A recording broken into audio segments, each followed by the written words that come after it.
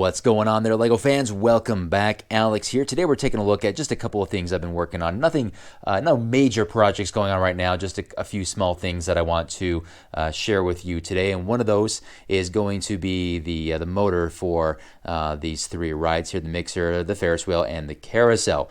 I realized that I had this large power function motor actually powering the roller coaster. And I thought, it's just too much power for one ride. So I thought, you know what? Let's try this out. Let's hook this thing up over here for these three rides and see if the this larger motor does the trick. So let's push this green button here and see what we get.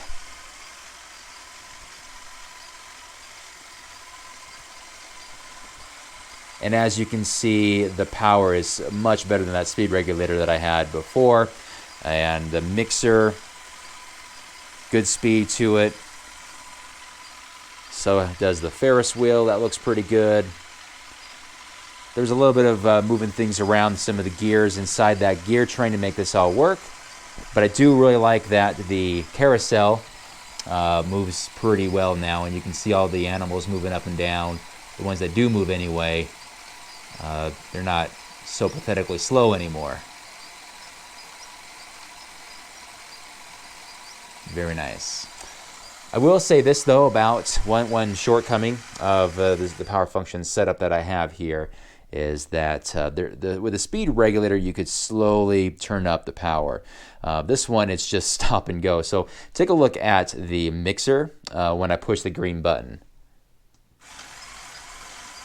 You can kind of see a bit of whiplash with it going. Let me turn this off again and on. So it's kind of like a jolt. So maybe I get an IR receiver in there, and so I can actually turn it on with a remote. But you know what? All in all, I'm actually pretty happy that turned out. So yeah, it's power functions now. Don't have a speed regulator, no wires. It's all right here with the battery box, the motor powering all sorts of gears for those three rides. Now on the other side, the roller coaster has the speed regulator, so we just basically switched places. The speed regulator looks really good right here. There's enough space for it. Perfect spot between the coaster itself and the railroad and airport shuttle tracks, almost as if I subconsciously just knew I needed this space here when I was putting this all together. Works out pretty good. Now the motor that was over there is now inside this, this deck.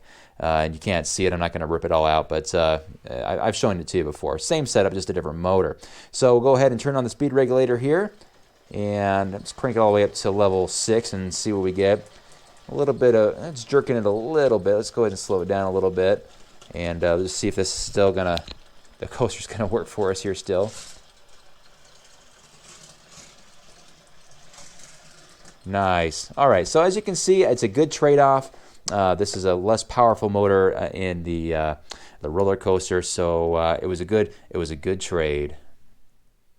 Last thing I want to show you guys is the arcade. Now I know I featured these arcades from the Brick Show shop in my last video, and they are still over there in by the carousel and scattered throughout the amusement park. And I had great suggestions from y'all. Thank you very, very much for that.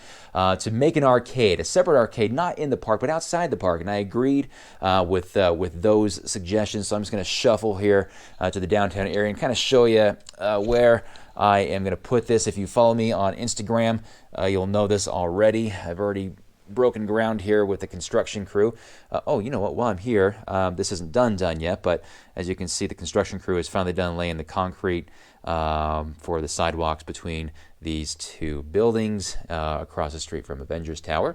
So let's go ahead and keep it going on down here.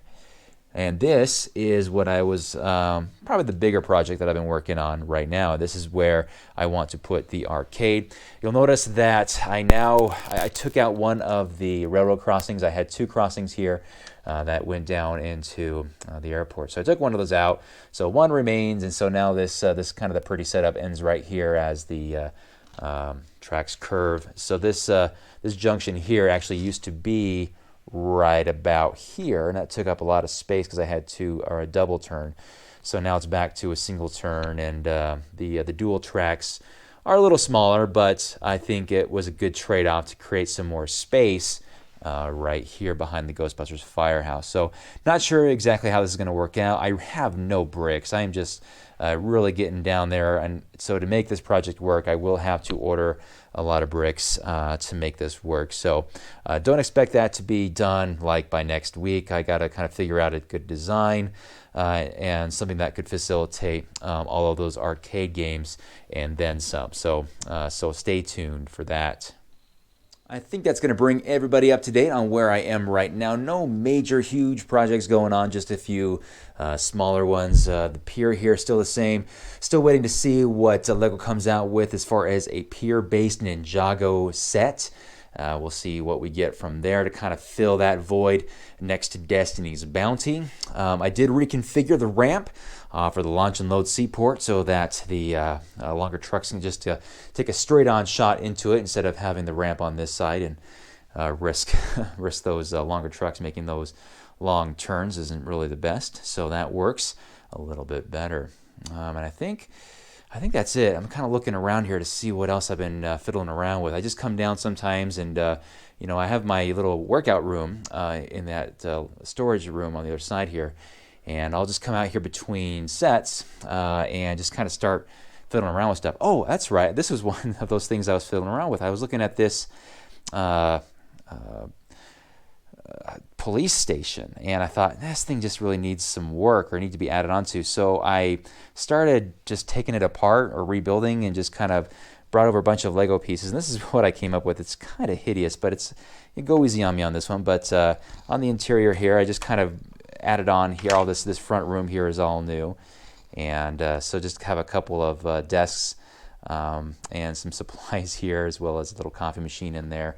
I think this comes off. Yep, I did. So I extended the back here so that the jail cell is a little longer, a little bigger, a little upgrade there. The back of it here is not really, I don't know, I kind of like being able to complete buildings covering up. For example, I had on the gas station here, I completed the back, so it's not an open back dollhouse style building. And I was trying to do that with this, but I really just ran out of pieces, and that's really the best I got for now. So if I put this back on here, I tried to match that the best I could. So anyway, that's that. So let me put this thing back together.